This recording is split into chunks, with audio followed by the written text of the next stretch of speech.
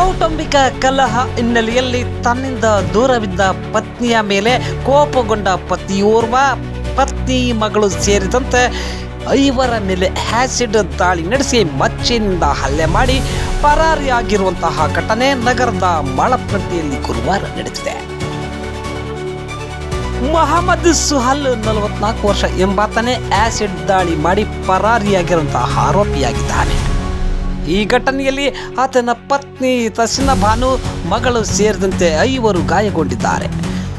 ಕೌಟುಂಬಿಕ ಕಲಹದ ಹಿನ್ನೆಲೆಯಲ್ಲಿ ಇಬ್ಬರು ಕಳೆದ 8 ತಿಂಗಳಿಂದ ದೂರವಾಗಿ ವಾಸವಾಗಿದ್ದರು ಎಂಬ ಮಾಹಿತಿ ಸಹ ತಿಳಿದು ಬಂದಿದೆ.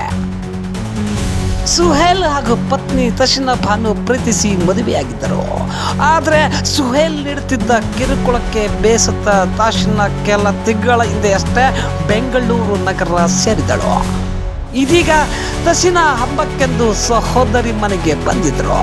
ಈ ವೇಳೆ ಏಕಾಏಕಿ ಮನೆಗೆ ಬಂದ ಆಸಿಡ್ ದಾಳಿ ನಡೆಸಿದ್ದಾನೆ. ಬಳಿಕ ಪತ್ನಿಯ ಮೇಲೆ ಮಚ್ಚಿನಿಂದ ಹಲ್ಲೆಯೂ ಸಹ ನಡೆಸಿದ್ದಾನೆ. ಮಾಳಪ್ನಟ್ಟಿಯ ಘಟನಾ ಸ್ಥಳಕ್ಕೆ ಎಸ್ಪಿ ರಂಜಿತ್ ಕುಮಾರ್ ಭೇಟಿ ನೀಡಿ ಪರಿಶೀಲನೆ ನಡೆಸಿದ್ದಾರೆ.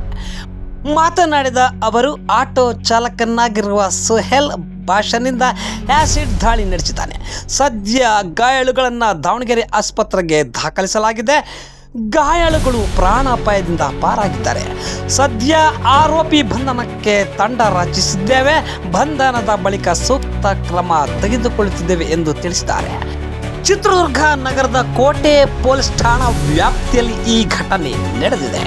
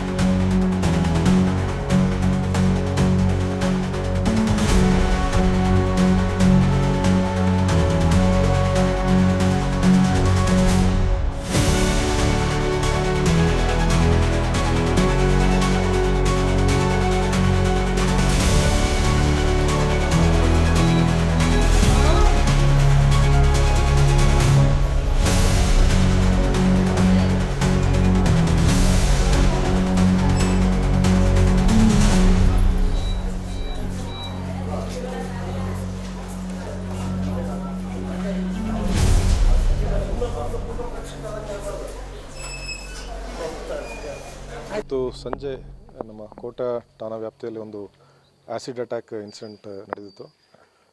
ಮೊಹಮ್ಮದ್ ಸೋಯಲ್ ಅನ್ನೋ ಒಬ್ಬ ವ್ಯಕ್ತಿ 44 ಇಯರ್ಸ್ ಆಟೋ ಡ್ರೈವರ್.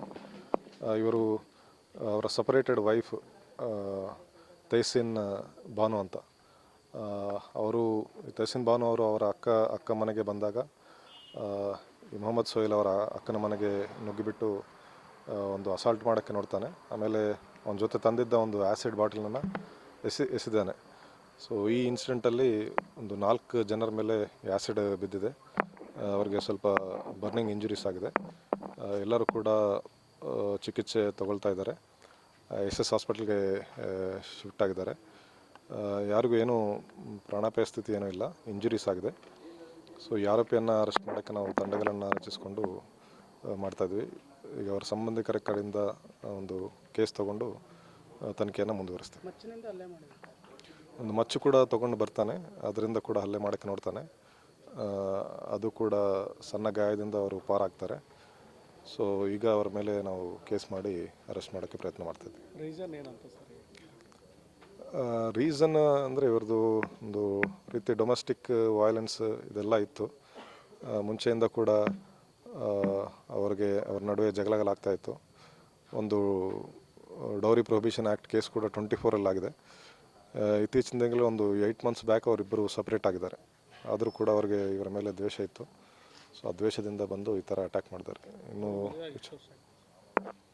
ಮದುವೆಯಾಗಿ ಅದು ನಾವು ಅಪ್ಡೇಟ್ ಮಾಡ್ತೀವಿ. Thank you.